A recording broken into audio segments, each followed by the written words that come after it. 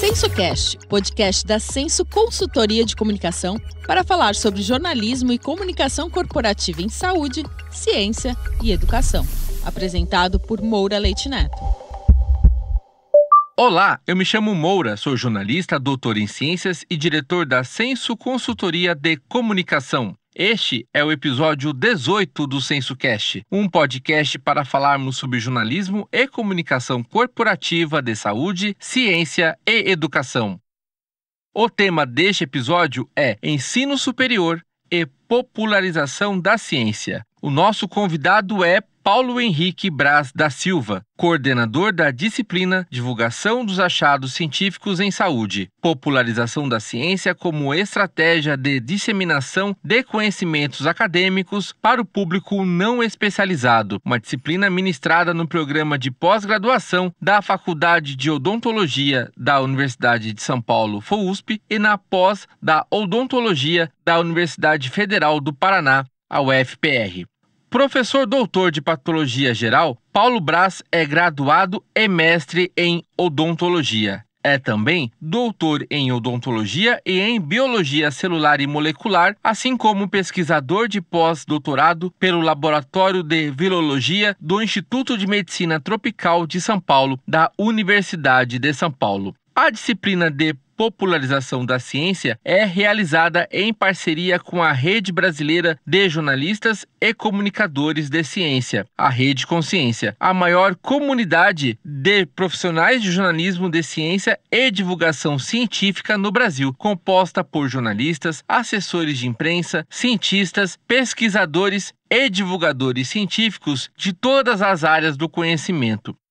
Eu e outros membros da Rede Consciência, Mirtz Bogea, André Biernat, Roxana Tabacman e Amanda Miléu, somos professores convidados da disciplina de Popularização da Ciência, que é coordenada pelo Paulo Braz e por Juliane Sussel, professora doutora de Estomatologia e coordenadora do programa de pós-graduação em Odontologia da UFPR. Para falar sobre a disciplina Divulgação dos Achados Científicos em Saúde, Popularização da Ciência como estratégia da disseminação de conhecimentos acadêmicos para o público não especializado, vamos falar com o professor Paulo Braz, do programa de pós-graduação da Faculdade de Odontologia da USP. Paulo, obrigado por sua participação no SensoCast 18. Você pode contar para nós como a disciplina começou a ser pensada lá em 2019?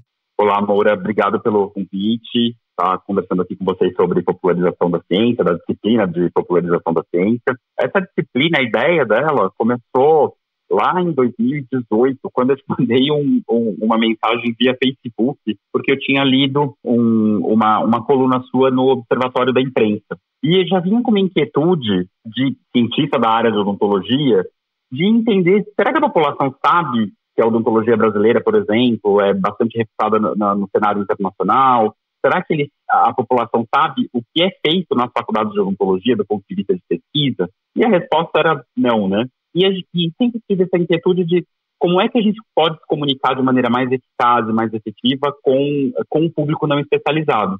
E a gente, claro, não tem os instrumentos, e os instrumentos estão na mão sobretudo dos jornalistas, né? E foi por isso que eu fiz esse contato com você, e você me respondeu super positivamente, em nome da Rede Consciência, né? Que é uma parceira inestimável nessa disciplina.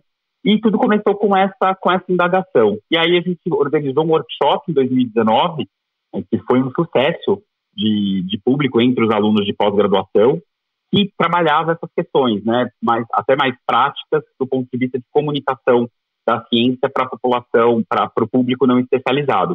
Então, essa disciplina nasce dessa indagação e nasce também desse workshop inicial que foi feito num sábado lá em 2019. Então, o início dessa disciplina se deu com essa comunicação com você e depois com a Rede Consciência na organização desse workshop. E Paulo, quando você fez esse convite e aí teve a realização deste workshop, né, que foi nesse sábado de 2019, o que você achou que foi o mais relevante nessa atividade para que ela se tornasse essa disciplina da pós-graduação da FUSP?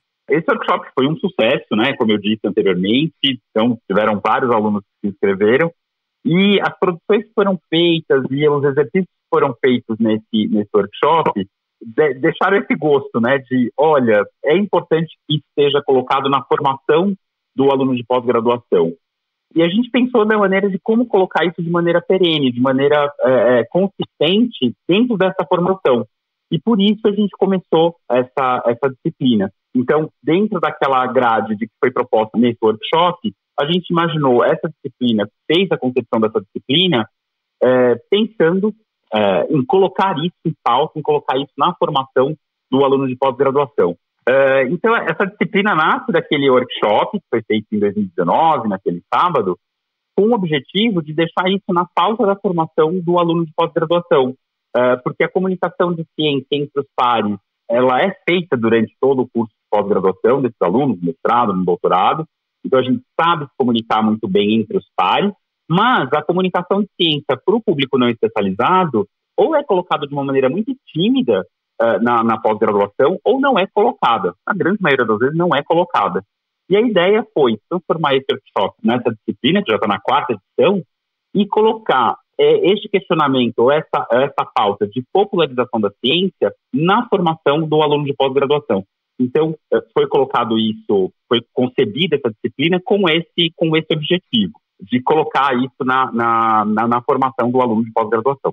E, Paulo, a disciplina que está na sua 4ª turma também faz parte do programa de pós da Universidade Federal do Paraná, a UFPR, desde o 1º ano. Como se deu essa parceria entre FOUSP e o UFPR? Então, a parceria com a UFPR se deu com a professora Juliana Schussel, que é docente do programa de pós-graduação em odontologia da Federal do Paraná, e ela foi minha contemporânea de pós-graduação. Então, nós fizemos mestrado e doutorado juntos e somos grandes amigos.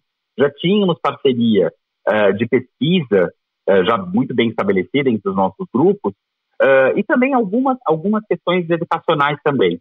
E essa indagação inicial, que foi a grande questão da disciplina, que era, será que a população, o público não especializado, sabe o que é feito nas faculdades de odontologia, sabe o que é produzido do ponto de vista de ciência, era uma indagação da professora Juliana também. E quando eu fiz esse contato com a Rede Consciência, logo depois eu estendi o convite a ela, que prontamente aceitou, e nós concebemos essa disciplina, mesmo antes lá da pandemia, né? Ela foi concebida antes da pandemia. E a ideia era já que ela fosse oferecida de maneira online, né? De maneira virtual, para que os alunos da Universidade Federal do Paraná também pudessem participar. É uma parceria de sucesso, já está na 4ª edição, então os alunos, tanto do programa de pós-graduação em odontologia da USP, da Federal do Paraná, e a gente começou, ao longo dos anos, a receber alunos de outros programas de pós-graduação do Brasil todo. Então, isso é muito interessante, ela ser oferecida de formato online por conta dessa abrangência que ela pode alcançar. E para quem está nos ouvindo, Paulo, quais são os perfis de alunos elegíveis a participar da disciplina? Essa disciplina, o mote é a popularização de ciência, mas popularização de ciência mais centrada nos achados de saúde, né, da área de saúde. Então, os alunos que normalmente participam dessa disciplina são alunos da odontologia, por conta dos programas de pós-graduação aqui da USP, da Federal do Paraná, serem de odontologia, mas já recebemos pós-graduandos de biomedicina, pós-graduandos de fisioterapia, de enfermagem, de medicina. Então, é um público bastante eclético nesse aspecto. E o que é interessante também é que, a partir do próximo ano, essa disciplina vai fazer parte do rol de disciplinas de um programa de pós-graduação da Faculdade de Medicina, que eu faço parte, que é de doenças infecciosas e parasitárias. Então, vai aumentar a gama, né, de profissionais de saúde que vão participar dessa disciplina. E, Paulo, a partir dos relatos dos alunos que se inscrevem na disciplina, quais são as principais motivações e expectativas iniciais que eles manifestam? A principal motivação desses alunos é realmente poder discutir e poder entender o funcionamento de como se comunicar com a população, com a sociedade em geral, né? E é uma maneira um pouco diferente. A gente precisa construir um pouco a organização da comunicação que se faz entre os pares, né? E isso é um exercício. Então, é essa possibilidade de exercitar essa linguagem mais acessível, essa linguagem que os resultados são a estrela, né, da comunicação. Então, você começa pelos resultados, é um pouco diferente como você se comunica entre os pares. A questão de metodologia é um pouco menos importante nessa comunicação. Então, para que a gente consiga entender essa nova forma de abordagem do que é produzido, é o principal motivo desses alunos participarem dessa disciplina. Além da possibilidade, primeiro, de ter o contato com jornalistas, que são a Rede Consciência, de novo, eu agradeço aqui imensamente essa possibilidade desse contato, e também o entendimento das redes sociais, por exemplo, que é uma das grandes maneiras, uma das grandes ferramentas de comunicação, né, não só de comunicação de ciência, mas de comunicação em geral com a população. Então, eu acho que é esse conjunto de, primeiro, ter a oportunidade de exercitar essa comunicação para um público não especializado e obter essas ferramentas de comunicação, de como a gente consegue fazer essa comunicação. Eu acho que são esses os principais objetivos quando os alunos se inscrevem. E é muito interessante que eles, acho que têm um certo espanto inicial do que é proposto na disciplina, né, da impressão de, olha, será que eu, como cientista, como médico, vou conseguir produzir um meme, produzir um vídeo para o TikTok?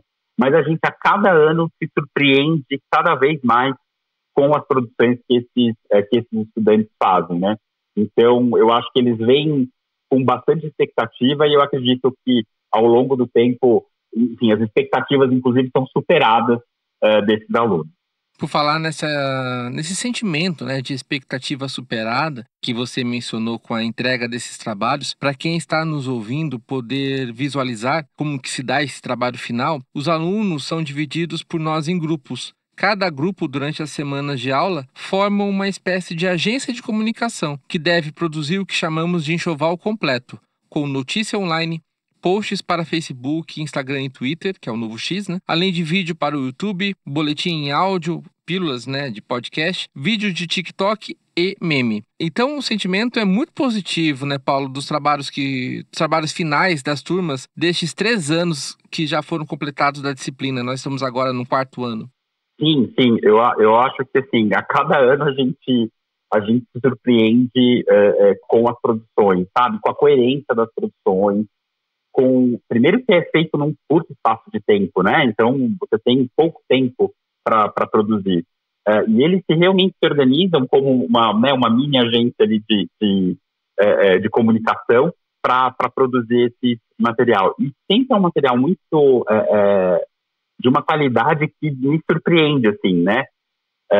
Eu acho que surpreende vocês também, jornalistas como profissionais, eu acho que surpreende vocês também, e a mim, então, como não sou profissional da área de comunicação, me surpreende e me toca. A cada ano, realmente, eu vejo, olha, se eu pudesse observar, se eu fosse exposto a essa informação, eu conseguiria entender o que eles estão falando. E o que é interessante é que eles, algumas vezes, escolhem um artigo que foi publicado por algum desses alunos ou pelo grupo desses alunos, com temáticas que muitas vezes são complexas, são difíceis, né?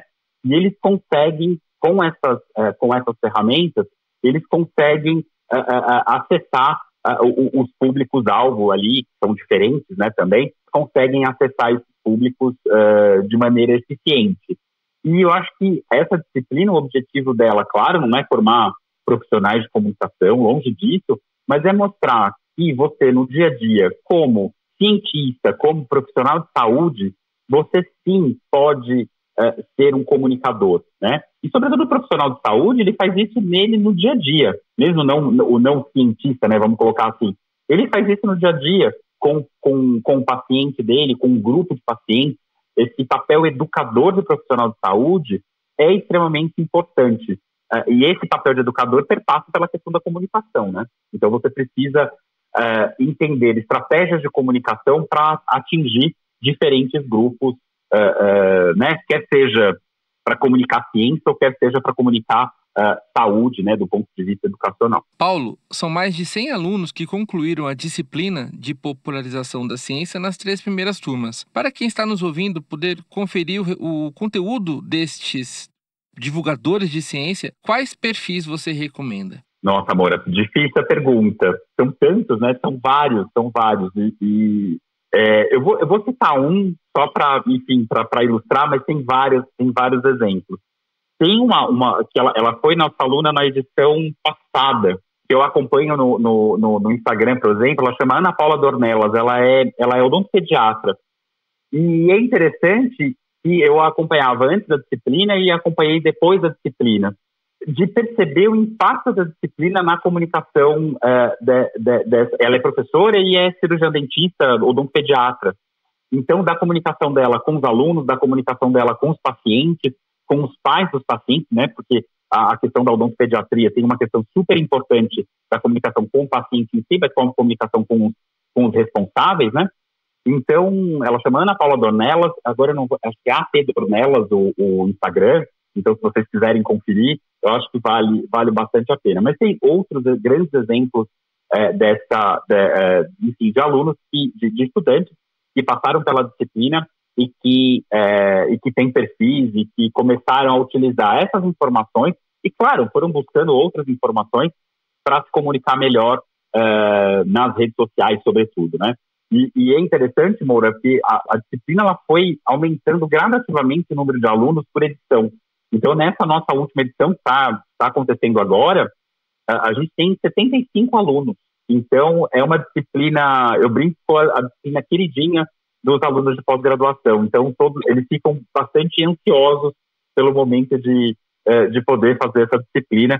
E, mais uma vez, eu agradeço a vocês da Rede Consciência por esse apoio fenomenal que dão para essa disciplina e que há 4 anos colocam ali essa semente da comunicação de ciência para os nossos alunos de pós-graduação, que tem o privilégio de, às quintas-feiras à noite, poder discutir com profissionais especializados na área essa importante tarefa de que é comunicar com o público não especializado. Para nós também, Paulo, muito obrigado pelo convite, de ter, enfim, nos levado para essa oportunidade de ministrar essa disciplina com vocês, e está sendo muito prazeroso para todos nós, né, que fazemos parte deste corpo docente atual, né, que tem também a Mirtz Bogea, a Amanda Miléo e também o André Biernat, que já teve a Juliane, enfim, e a Roxana Tabachman, que é professora atual também. Para nós é um grande prazer, a gente sempre fala com muita alegria sobre essa disciplina.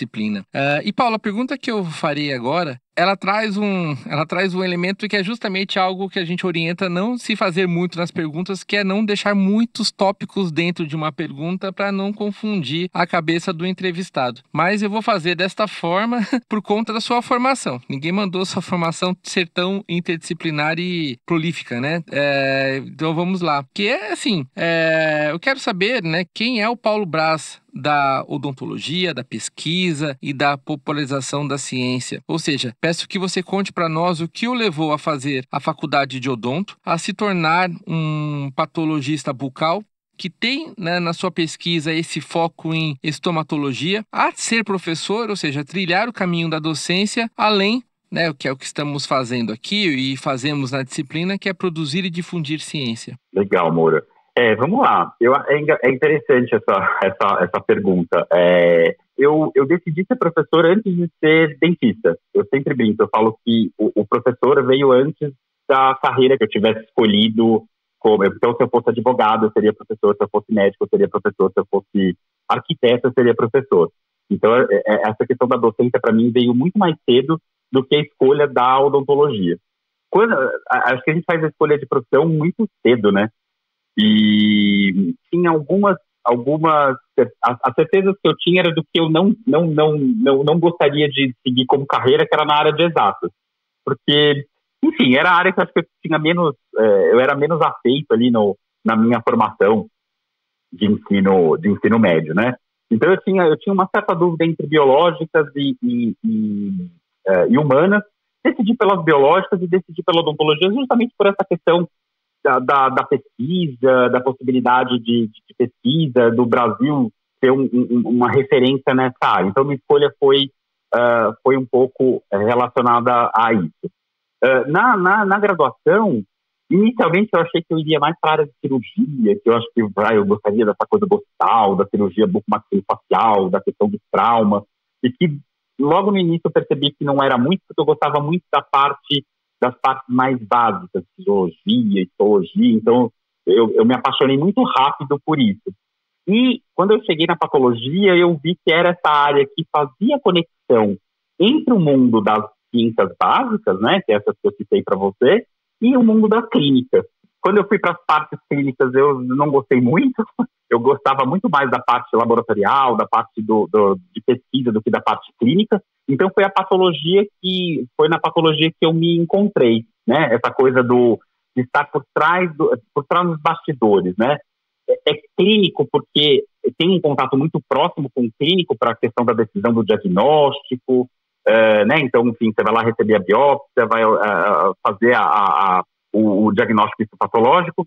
Então, ele faz essa conexão entre o mundo das básicas e o mundo das clínicas. Então, foi onde realmente eu me encontrei do ponto de vista profissional.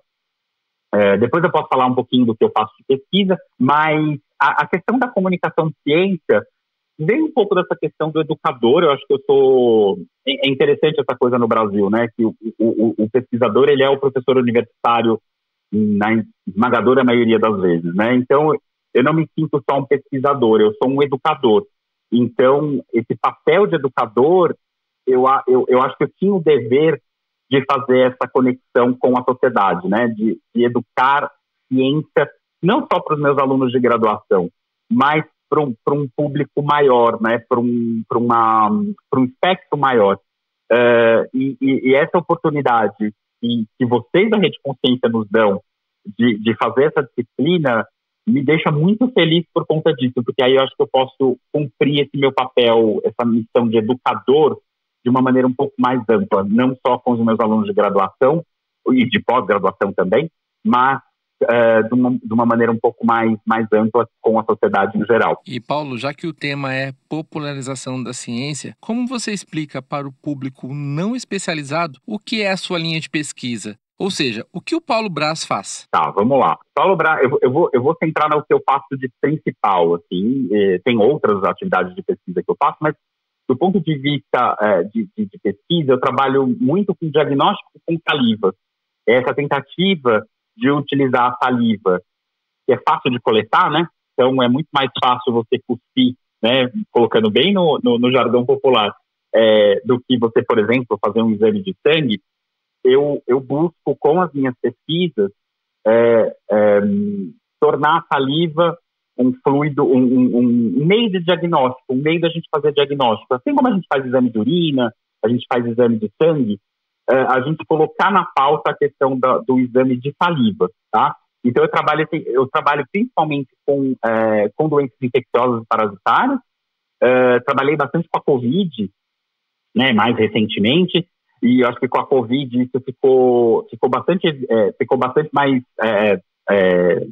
popular, vamos dizer assim, a questão do exame de saliva. Então, algumas pessoas já fizeram o exame, ao invés de lá fazer o suave de nasofaringe, aquele que vai lá no fundo da garganta, enfim, que é complicado de fazer. Alguns laboratórios e algumas pessoas já começaram a fazer um exame de saliva. Então, eu faço pesquisa desde a minha iniciação científica, desde que eu sou aluno de graduação.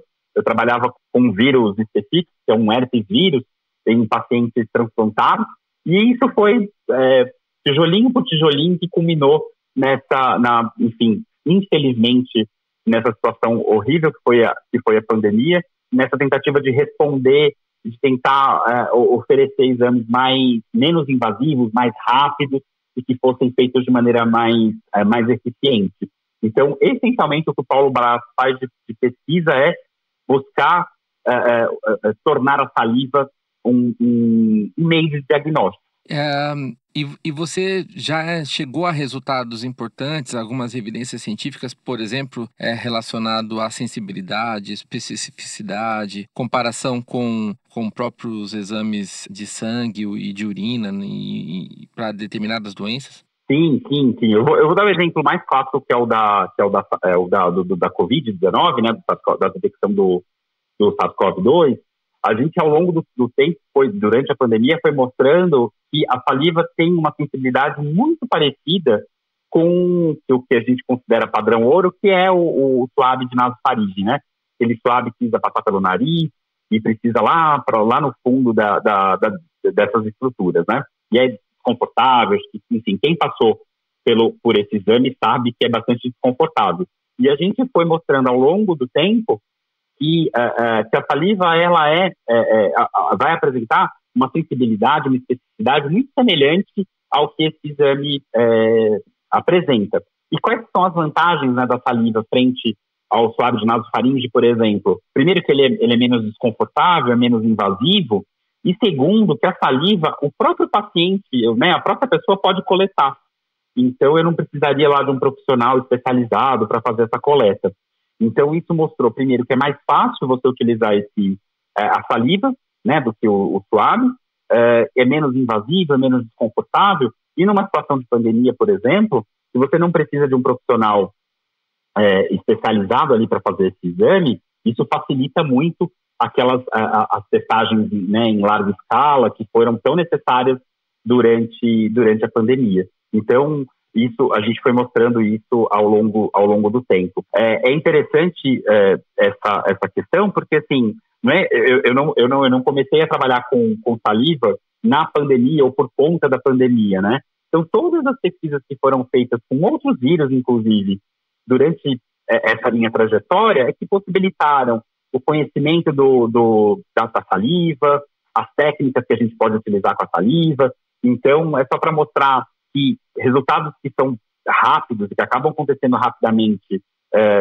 acabaram acontecendo rapidamente na pandemia, eram fruto, muitas vezes, de uma construção de muitos anos que você vinha num determinado tema e que você pôde utilizar aquela ferramenta porque você já conhecia essa ferramenta. Então, você só adaptou para uma nova realidade. Paulo, muito obrigado por sua participação no episódio 18 do SensoCast. Algo mais que você gostaria de acrescentar? Moura, eu que agradeço o convite. É sempre um prazer poder falar desse tema. Eu fico sempre muito entusiasmado em poder falar desse tema de popularização da ciência. E essa disciplina que já vai lá para a sua quarta edição é um exemplo disso. Então, acho que é um momento que meu olho brilha. Então, eu agradeço infinitamente à Rede Consciência por essa oportunidade de poder construir com vocês e com os alunos de pós-graduação essa temática da importância da comunicação com o público não especializado. E só colocar que isso, da importância disso, sempre como a gente sofre esses ataques, né, que, enfim, nos últimos anos a gente sofreu do ponto de vista de financiamento de pesquisa, de financiamento das universidades públicas, da importância da comunicação com a sociedade de forma constante, né? Não acontecer só em alguns momentos. E essa disciplina, ela oferece instrumentos, ela oferece ferramentas para uma geração de pesquisadores, de professores, que vão ali, essa sementinha vai estar ali na cabeça de que é importante fazer isso no dia a dia. Eu não tive isso na minha formação, ou tive de uma maneira muito tímida, esses momentos de comunicação com o público não especializado, e eu acho que essa geração de cientistas, de professores, que está passando por essa disciplina, ou por outras disciplinas também que vão acontecendo ao longo enfim, por todo o Brasil, vão ter uma visão diferente, e eu espero que isso vá se cristalizando e solidificando cada vez mais. Mais uma vez eu agradeço à Rede Consciência, que é a que faz isso se tornar realidade lá no dia a dia, às quintas-feiras, nesse encontro à noite que a gente faz, e que foi mudando, já estamos lá na quarta turma dessa disciplina, e eu espero que seja por muito tempo que a gente possa fazer esse trabalho conjunto. Então, eu só quero deixar esse meu muito obrigado à Rede Consciência. E assim, encerramos o episódio 18 do SensoCast. Nos acompanhe nas mídias sociais e em nosso site sensocomunicação, sem cedilha e sem tio.com.br. Estamos nas principais plataformas de podcast todos os meses com um episódio novo. Um grande abraço e até o próximo episódio. Este podcast é uma produção Senso Consultoria de Comunicação e Estúdio Banca Podcast. Apoio Banca de Conteúdo.